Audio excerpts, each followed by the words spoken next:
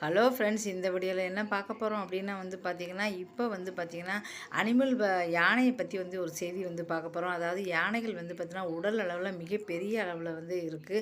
அதனால் பார்த்தீங்கன்னா இந்த யானைகளுக்கு வயசான காலத்தில் பார்த்தீங்கன்னா கால்வலி அதிகமாக வருது. இப்போ மனிதர்கள் பார்த்தீங்கன்னா மனிதர்களே ஆன்மீக ரீதியாக நம்ம யானையை பார்த்தீங்கன்னா கடவுளாக பார்க்குறோம். இப்படி இருந்தாலும் யானைகள் பார்த்தீங்கன்னா மனிதர்களோட நெருங்கிய ஒரு விலங்காக பராமரிக்கப்படுது. இப்போ காட்டில் இருந்த யானை இங்கே பார்த்தீங்கன்னா இங்கே இங்கே நம்ம பராமரிச்சுட்ருக்கோம். என்ன தான் பராமரித்தாலும் உடல் பயங்கரமாக வெயிட்டாக இருக்குது. நாள் ஃபுல்லாக அது நின்றுக்கிட்டே இருக்குது. இந்த காரணத்தினால வயசான காலத்தில் நிறைய யானைகள் பார்த்திங்கன்னா கால்வழியில் ரொம்ப ரொம்ப அவதிப்படுது, ரொம்ப கஷ்டப்படுது. இதுக்காகவே பார்த்திங்கன்னா திருச்சி சென்னை நெடுஞ்சாலை எம்ஆர் பாளையம் அப்படிங்கிற இடத்துல ஒரு மிகப்பெரிய இடத்துல தண்ணி நீச்சல் குளம் மாதிரி கட்டி வச்சுருக்காங்க.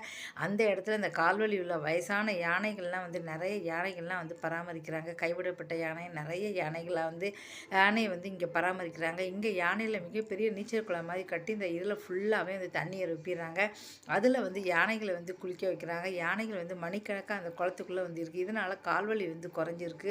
அதுவும் இல்லாமல் யானைகளுக்கு தண்ணியை இருந்தால் ரொம்ப பிடிக்கும். இப்போ பார்த்தீங்கன்னா காடுகள் எல்லாம் தண்ணியிலே ரொம்ப நேரமாக இருக்கும். ஆனால் இங்கே பார்த்தீங்கன்னா அப்படி இருக்கிறதுக்கு வசதி கிடையாது. இப்போ பார்த்தீங்கன்னா இந்த குளத்துல நிறைய தண்ணியை ரொப்பியதுனால மணிக்கணக்காக யானைகள் இருக்குது. இதனால் கால்வலிலாம் ரொம்ப குறைஞ்சிருக்கு. 65 வயசு சுந்தரி, கோமதி, 65 வயசு, 75 வயசு, 70 இப்படி 4-5 யானைகளுக்கெல்லாம் ரொம்ப வயசான கால்வலியால் ரொம்ப துடிச்சிட்டு இருந்த யானைகள்லாம் இப்போ இந்த குளத்துல ரொம்ப நேரமாக இருந்ததுனால இப்போ யானைகளுக்கு கால்வலிலாம் இப்போ நல்லா குறைஞ்சிருக்கு அப்படின்னு சொல்கிறாங்க. இந்த யானைகள் அப்படி மனிதர்கள்னாலும் சரி யானைகள்னாலும் சரி எல்லாருக்குமே வயசான காலத்தில் நோய் நொடி வருது சகஜம்தான். ஆனால் காடுகளில் இருக்கும்போது யானைகள் ஏதாவது ஒரு முறையில் அங்கே இங்கேயும் லாந்திக்கிட்டு இருக்கும், இந்த குளிச்சுக்கிட்டு இருக்கும், அந்த பக்கம் போகும் இந்த பக்கம் போகும். அதனால் அதுகள் அந்த அளவாக இருதில்லை. ஆனால் காடு நம்ம இங்கே பார்த்தா நாட்டுக்குள்ளே அவ்வளோ வசதி இல்லை அப்படின்னால யானைகள் துன்பப்படுது. அதுக்காக யானைகளுக்காக இப்போ இந்த நெடுஞ்சாலில் பெரிய இதுக்கு ஒரு மையம் வச்சுருக்காங்க. இந்த மையத்தில் யானைகள் குளித்து சந்தோஷமாக இருக்குது. அதனால் கால்வலி நல்லா குறைஞ்சிருக்கு அப்படி சொல்கிறாங்க. மனிதர்கள் பார்த்தீங்கன்னா என்றைக்குமே பார்த்தீங்கன்னா மிருகங்களை கண்டிப்பாக நேசிக்க கற்றுக்கணும். ஏன்னா மிருகங்கள் பார்த்தீங்கன்னா யானை பார்த்தீங்கன்னா நம்மளோட நெருங்கிய ஒரு தொடர்புடையதுன்னு சொல்லலாம்.